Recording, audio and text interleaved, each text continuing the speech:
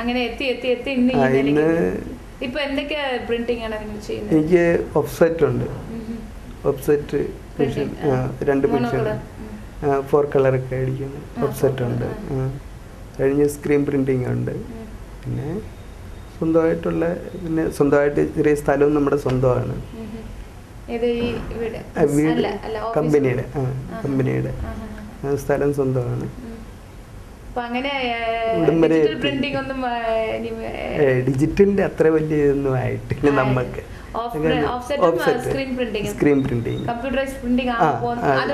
Computerised direct ആയിട്ടില്ല. അതിനകത്ത് 4 colour നമ്മുടെ ഫോട്ടോ ഒക്കെ സുഖമായിട്ട് അടിക്കാം. പിന്നെ ബിൽ ബുക്ക് എല്ലാം എവരിത്തിങ്. എത്ര ക്ലയൻസ് ഉണ്ട് നിങ്ങൾക്ക്? ക്ലയൻസ് ഇപ്പോഴേ എനിക്ക് കൂടുതലും എൻ്റെ വൈഫിന്റെ ഓഫീസിലെ വർക്കാണ്. വൈഫിന്റെ ഓഫീസിലെ വർക്കാണ് കൂടുതൽ. വേറെ ക്യാൻവാസേഴ്സിന്റെ ജോലികൾ കിട്ടുന്നുണ്ട്. വേറെ ഡയറക്റ്റ് ക്ലയന്റ് ഒരു 8 ക്ലയന്റ് ഉണ്ട്. ഞങ്ങൾ 4 പേര്. നല്ല രീതിയിൽ പോയിക്കൊണ്ടിരിക്കുന്നു. പിന്നെ നിങ്ങളുടെ ഓഫീസിൽ ഉള്ള ഈ പ്രിന്റിംഗ് വർക്കൊക്കെ ഹസ്ബൻഡിന്റെ അടുത്ത് കൊടുക്കണം പറഞ്ഞ് ആരുടെ അടുത്താണ് സംസാരിച്ചത് നിങ്ങൾ? എന്നോട് അവർ ചോദിക്കും, എല്ലാവരും വരുമ്പോൾ ചോദിക്കുമല്ലോ, ആപ്ലിക്കേഷൻ കൊടുക്കുമ്പോൾ ഹസ്ബൻഡ് ചെയ്യുന്നു. അപ്പം ഞാൻ പറഞ്ഞു ക്യാൻവാസിങ്. അപ്പം ഞാൻ അവിടെ ചെന്നപ്പോൾ ക്യാൻവാസറായിരുന്നു. എൻ്റെ ഹസ്ബൻഡ് പ്രിൻറ്റിങ്ങിൻ്റെ ക്യാൻവാസിങ് ഒക്കെ ചെയ്യുന്നുണ്ട്. അപ്പോൾ ഒരു ദിവസം എൻ്റെ ഡയറക്ടർ വന്ന് എന്നോട് ചോദിച്ചു, എൻ്റെ ഹസ്ബൻഡ് ഏതോ പ്രിൻറ്റിങ് ലൈനിൽ നിന്നല്ലേ പറഞ്ഞത്, അപ്പോൾ എനിക്കൊരു ഇതടിക്കണമായിരുന്നു, നോട്ടീസല്ല ഈ പാംപ്ലേറ്റ്സ് പോലെ റെപ്രസെൻറ്റേറ്റീവ്സിന് കൊടുക്കാനായിട്ടും പിന്നെ അവർക്കുള്ള ഡെയിലി കളക്ഷൻ്റെ റിപ്പോർട്ട് എടുക്കാനും ഇതടിക്കാമോ ചോദിച്ചു. ഞാൻ പറഞ്ഞു അടിക്കാം. കാരണം അത് കൊടുത്തു കഴിഞ്ഞപ്പം അയാൾക്ക് ജോലിയൊക്കെ ഇഷ്ടപ്പെട്ടു. ആ ഇടയ്ക്ക് നമ്മൾ പ്രിൻറ്റിങ്ങിന് മെഷീൻ വാങ്ങിച്ചപ്പോൾ ഞാൻ അയാളോട് പറഞ്ഞു, ഇപ്പോൾ ക്യാൻവാസിങ് അല്ല സ്വന്തമായിട്ട് പ്രിൻറ്റിങ് ഉണ്ട്, അപ്പോൾ ടൈമിന് തരാൻ പറ്റുമെന്ന്.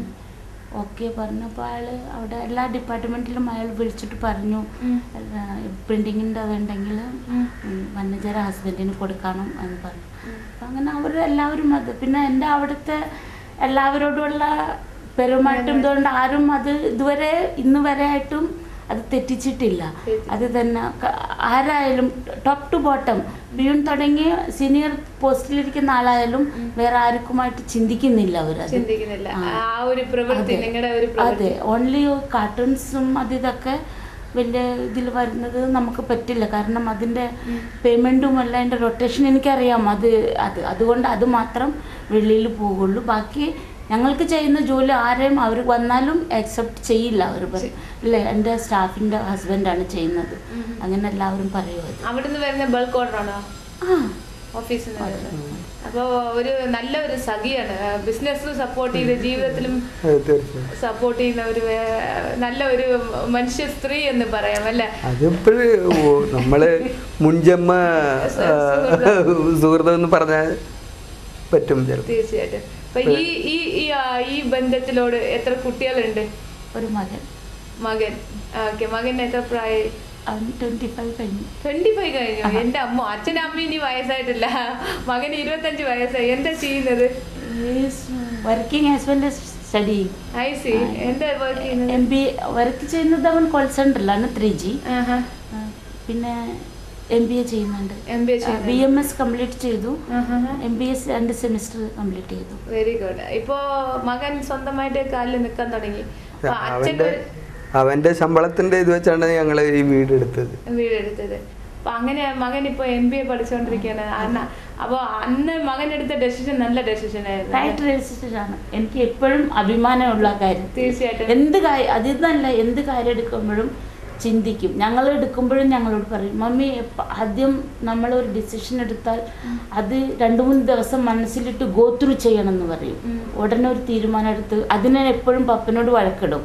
പപ്പ ചിന്തിക്കില്ല, പപ്പ ഉടനെ ഡിസിഷൻ പറയും. അങ്ങനെ പറയരുത്, വളരെ ചിന്തിച്ചതിന് ശേഷമേ പറയാവൂന്ന് പറയപ്പോഴും. അത് ശരി. അപ്പൊ ഒരു നല്ലൊരു മകനാണ്. മകൻ തന്നെ അച്ഛനും അമ്മയ്ക്കും നല്ലൊരു സപ്പോർട്ടീവ് ഹാൻഡാണ് അല്ലേ? അപ്പൊ അതുകൊണ്ടാണ് മകൻ സ്വന്തം കാലിൽ നിൽക്കട്ടെ എന്ന് പറഞ്ഞ അച്ഛൻ പറയുന്നത്. അച്ഛൻ പെട്ട കഷ്ടങ്ങൾ ഇനി മകൻ പെടും ജീവിതത്തിൽ. അത് എല്ലാ അച്ഛനും അമ്മയ്ക്കും ഉള്ള കാര്യമാണല്ലോ. പിന്നെ നാട്ടിലൊക്കെ പോവാറുണ്ടോ? ആ നാട്ടിൽ പോകാറുണ്ട്.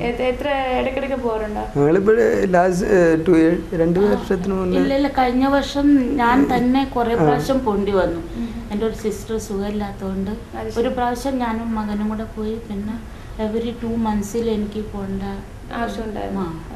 അങ്ങനെ ഞാൻ പോയതുകൊണ്ട് ഈ വെക്കേഷനിൽ പിന്നെ ഞങ്ങൾ പോകാൻ തീരുമാനിച്ചില്ല. അതുകൊണ്ട് കാരണം ഇപ്പോൾ കുറേ പോയിട്ട് വന്നിട്ടുള്ളതുകൊണ്ട് ഇനി ഓഗസ്റ്റ് അങ്ങനെ ആവുമ്പോൾ നോക്കണം. അപ്പം നാടിനായിട്ട് ഒരു ടച്ച് എപ്പോഴും ഉണ്ട്. പിന്നെ തിരിച്ചിനി നാട്ടിലോട്ട് പോകാനുള്ള വല്ല ഐഡിയ ഉണ്ട്? ഇപ്പോൾ 34 കൊല്ലം എന്ന് പറയുന്നത് അതും മകൻ്റെ ഭയങ്കര ഒരു വലിയ ആഗ്രഹമാണ്. നാട്ടിൽ വീടെടുക്കണം എന്നോ. വീടില്ലല്ലോ നമുക്ക്.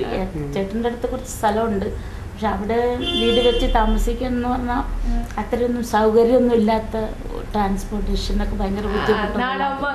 അല്ലേ, ഞങ്ങളുടെ വീട്ടിലാണ് അതിന് ബുദ്ധിമുട്ടില്ല, പക്ഷെ ഞങ്ങളുടെ വീട്ടിലല്ലല്ലോ നിൽക്കേണ്ടത്. തീർച്ചയായിട്ടും. അപ്പം അവിടെ അവൻ പറയുന്നത് അത് നമുക്ക് വിറ്റിട്ട് ഇപ്പോഴായാലും നാട്ടിലൊരു സ്ഥലം എടുക്കണം അങ്ങനെ മനസ്സിലുണ്ട്. പക്ഷെ എന്ന് ശരിയാവുമെന്ന് ദൈവത്തിന് അറിയാം. തീർച്ചയായിട്ടും ശരിയാവും. ഇത്രയും എന്താ പറയാ, നല്ലൊരു കുടുംബം, നല്ലൊരു മനസ്സുള്ള വ്യക്തികൾ താമസിക്കുന്ന തീർച്ചയായിട്ടും ദൈവം അനുഗ്രഹിക്കും. എന്തായിരുന്നാലും ദൈവത്തിന്റെ പൂജയ്ക്ക് പോവാൻ നിൽക്കുമായിരുന്നു നിങ്ങളല്ലേ. ഇനിയിപ്പോ ഞങ്ങളുടെ കാരണം അത് മുടങ്ങണ്ട.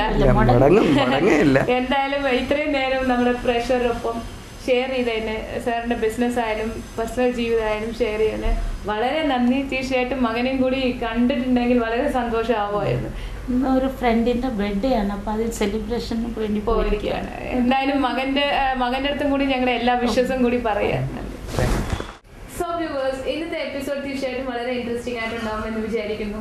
അദ്ദേഹം പറഞ്ഞ മാതിരി, അദ്ദേഹത്തിന്റെ ഭാര്യ പറഞ്ഞ മാതിരി വളരെ കഷ്ടപ്പെട്ട് ജീവിതത്തിൽ നല്ല രീതിയിൽ എത്തുമ്പോൾ നല്ല മനസ്സോട് കൂടി എത്തിയിട്ടുണ്ടെങ്കിൽ തീർച്ചയായും വിജയം എന്ന് പറയുന്നത് അത്ര വലിയ ഹാർഡ് തിങ് ഒന്നും അല്ല. തീർച്ചയായിട്ടും അവരുടെ മകൻ അവർക്ക് അത്രയും സപ്പോർട്ടീവ് ആയിട്ടുണ്ട്. മാത്രമല്ല മകന്റെ ആ ഒരു ചിന്ത അപ്രീഷിയേറ്റ് ചെയ്യേണ്ടതാണ്. ഏതൊരു ഡെസിഷൻ എടുക്കുമ്പോഴും 3 ദിവസം ഗോ ത്രൂ ചെയ്യണമെന്ന് പറയുന്നത് ഫാന്റാസ്റ്റിക് തിങ്. അത് തീർച്ചയായിട്ടും ഒരു ബിസിനസ് ജീവിതത്തിൽ ഉള്ളപ്പോൾ എല്ലാവരും ചിന്തിക്കേണ്ട ഒരു കാര്യമാണ്. എനിവേസ് ഇന്നത്തെ എപ്പിസോഡ് എല്ലാവർക്കും ഇഷ്ടമായിട്ടുണ്ടാവും. അടുത്ത എപ്പിസോഡ് വരാൻ പോവുകയാണ്. സോ ഇന്നത്തെ ഈ എപ്പിസോഡിന്റെ ചോദ്യം ഇതാണ്: ഭരണകാലത്ത് ഒരിക്കൽ പോലും പാർലമെന്റിൽ കയറാത്ത ഇന്ത്യ പ്രധാനമന്ത്രി ആരായിരുന്നു? ഞാൻ റിപ്പീറ്റ് ചെയ്യാം. ഭരണകാലത്ത് ഒരിക്കൽ പോലും പാർലമെന്റിലേക്ക് വരാത്ത ഒരു പ്രധാനമന്ത്രി ഇന്ത്യത്തെ ആരായിരുന്നു? ഈ ചോദ്യത്തിന് ഉത്തരം നൽകുന്നവർക്ക് ആകർഷമായ സമ്മാനങ്ങൾ കാത്തിട്ടുണ്ട്. തീർച്ചയായിട്ടും ഈ ചോദ്യത്തിന് അല്ലെങ്കിൽ ഈ ക്വസ്റ്റ്യന് നിങ്ങൾ ആൻസർ വിളിച്ച് അറിയിക്കേണ്ട number 0484231778 or 83. I repeat the number 0484231778 or 83. Anyways, I'll meet you all in the next episode. Until then, it's Smita signing off. Bye-bye.